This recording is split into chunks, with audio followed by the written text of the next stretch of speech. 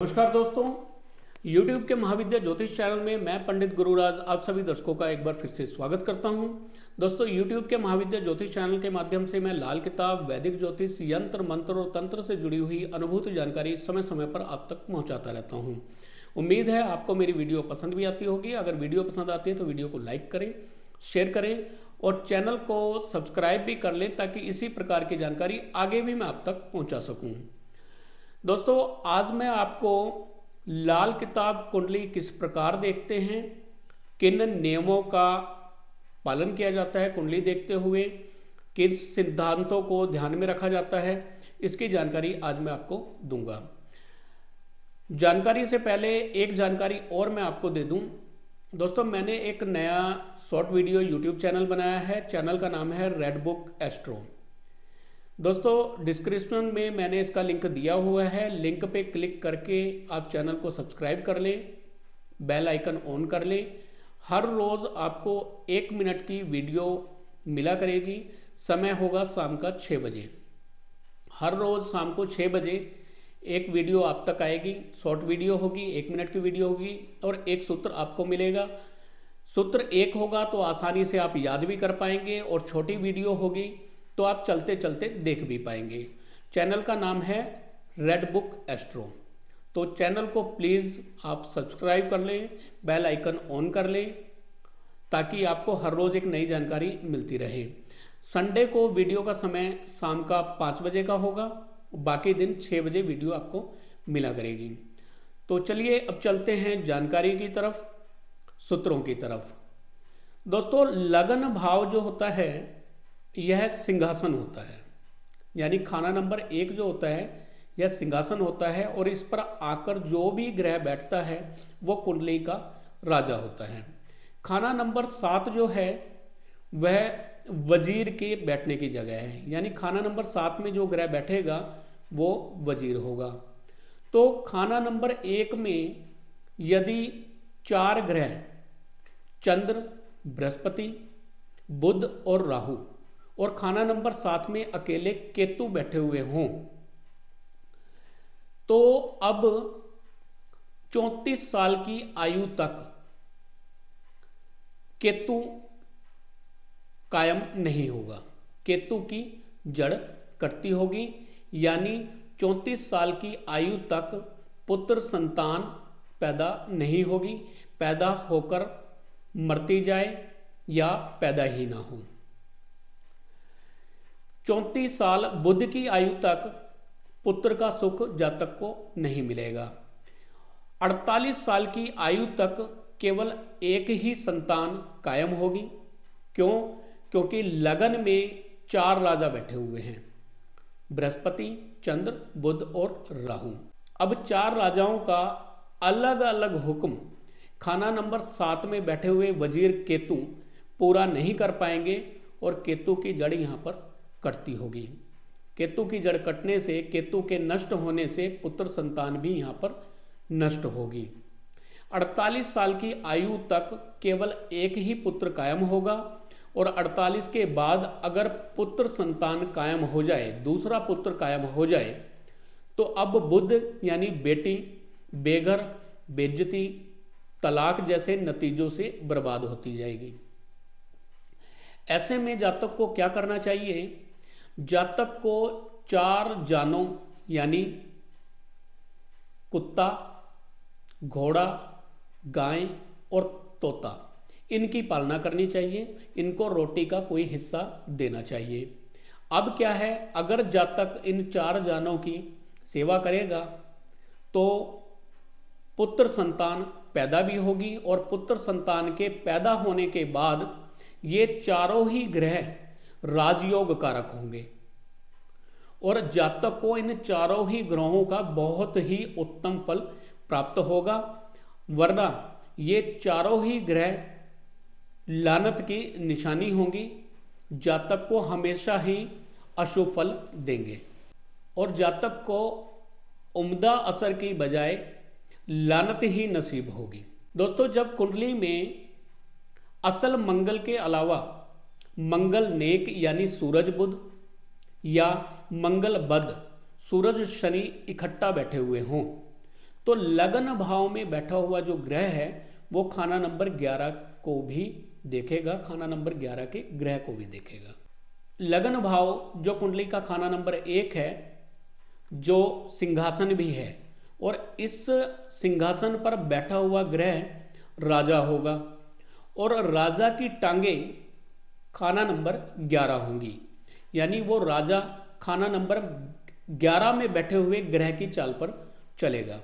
यदि खाना नंबर 11 में कोई ग्रह ना हो तो अब राजा बुध की चाल पर चलेगा, जैसा बुध कुंडली में बैठा हुआ होगा। ऐसे ही खाना नंबर 8 में यदि कोई ग्रह ना हो तो अब राजा जो लगन भाव में बैठा हुआ ग्रह है उसकी दृष्टि में किसी भी तरह की रुकावट नहीं होगी, और ऐसा राजा अपनी देखभाल अपने आप ही करता होगा, अपनी ही आंखों से वह इंसान खाना नंबर 1 का ग्रह सारे कार्य करता होगा, अपनी देखभाल करता होगा।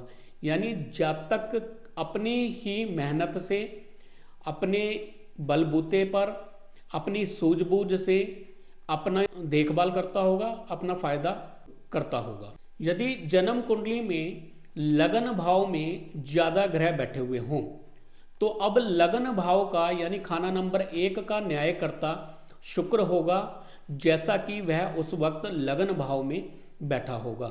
जैसा भी शुक्र लगन भाव में बैठा होगा, अच्छी या बुरी हालत का, वैसा ही फल अब कुंडली में मिलेगा। दोस्तों, जन्म कुंडली में खाना नंबर 8 में सूर्य, चंद्र, बृहस्पति में से कोई एक ग्रह या कोई 2 ग्रह या तीनों ही खाना नंबर 8 में बैठे हुए हों तो अब खाना नंबर 8 आगे की तरफ यानी खाना नंबर 12 और पीछे की तरफ खाना नंबर 2 को नहीं देखेगा।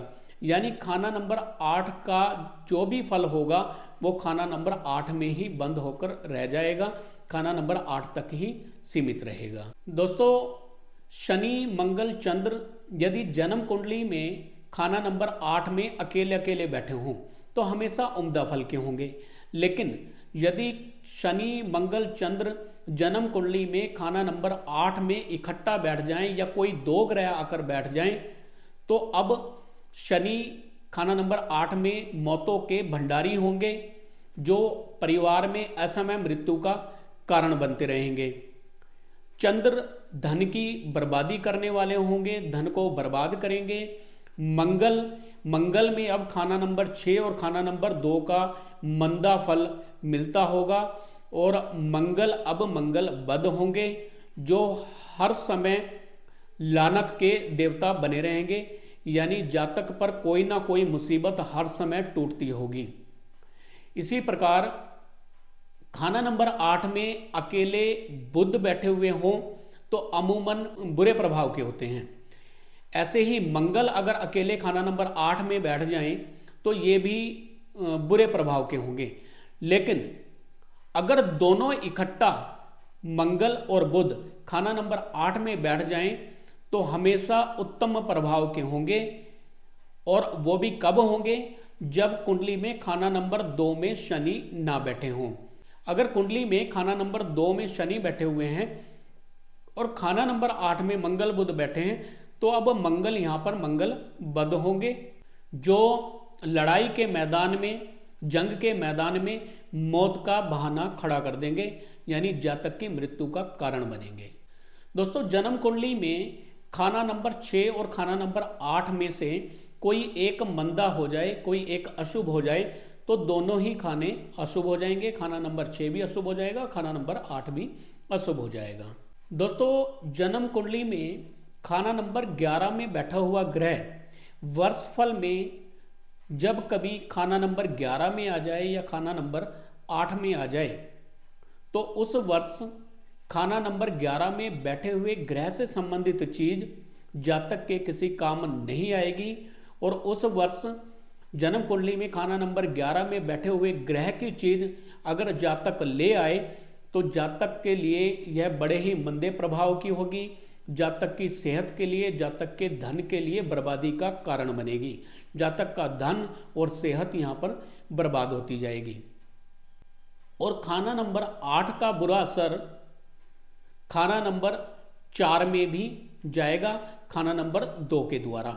खाना नंबर 8 में जो भी ग्रह बैठा हुआ है वो खाना नंबर 2 के मार्फत खाना नंबर 4 में अपना बुरा असर छोड़ेगा। अगर खाना नंबर 2 में कोई ग्रह नहीं है तो खाना नंबर 8 का कोई भी बुरा असर खाना नंबर 4 तक नहीं जा पाएगा। उस इंसान को कोई भी घर में किसी भी तरह का बुरा प्रभाव नहीं मिलेगा। दोस्तों, जन्म कुंडली में खाना नंबर 11 में बैठा हुआ ग्रह वर्षफल में जब कभी खाना नंबर 11 या खाना नंबर 8 में आएगा तो खाना नंबर 11 में बैठे हुए ग्रह की चीज जातक के किसी काम नहीं आएगी और नई लाई गई चीज जातक के लिए परेशानी का कारण बनेगी। जातक के धन की और जातक की सेहत की खराबी पैदा होगी, धन की भी बर्बादी होगी, सेहत की भी बर्बादी होगी। और खाना नंबर 8 का जो बुरा असर है वो खाना नंबर 2 से होता हुआ खाना नंबर 4 में जाएगा। यानी खाना नंबर 8 का मंदा असर खाना नंबर 2 से होता हुआ खाना नंबर 4 में जाएगा। और यदि खाना नंबर 2 खाली हुआ तो अब खाना नंबर 8 का बुरा असर खाना नंबर 8 तक ही सीमित रहेगा, 8 में ही बंद होकर रह जाएगा। दोस्तों, यदि खाना नंबर 11 में खाना नंबर 8 का शत्रु ग्रह बैठा हुआ हो तो अब भी खाना नंबर 8 का बुरा असर खाना नंबर 2 में नहीं जाएगा। दोस्तों, यदि जन्म कुंडली में खाना नंबर 8 का ग्रह खाना नंबर 2 और 11 का शत्रु हो तो जब कभी उसको मौका मिलेगा, वर्षफल में जब कभी उसको मौका मिलेगा, वो खाना नंबर 2 और 11 के ग्रह को मार गिराएगा, उस पर अपनी मार डालेगा। वर्षफल में जब भी यह ग्रह खाना नंबर 8 का ग्रह खाना नंबर 2 के ग्रह को देखेगा या खाना नंबर 11 के ग्रह को देखेगा या इसके आमने सामने आएगा, तब खाना नंबर 11 के ग्रह को या खाना नंबर 2 के ग्रह को मार गिराएगा। दोस्तों, जन्म कुंडली में खाना नंबर 3 में बृहस्पति के मित्र सूर्य, चंद्र या मंगल बैठे हुए हों तो अब खाना नंबर 11 हमेशा उत्तम प्रभाव का होगा, उत्तम असर देने वाला होगा।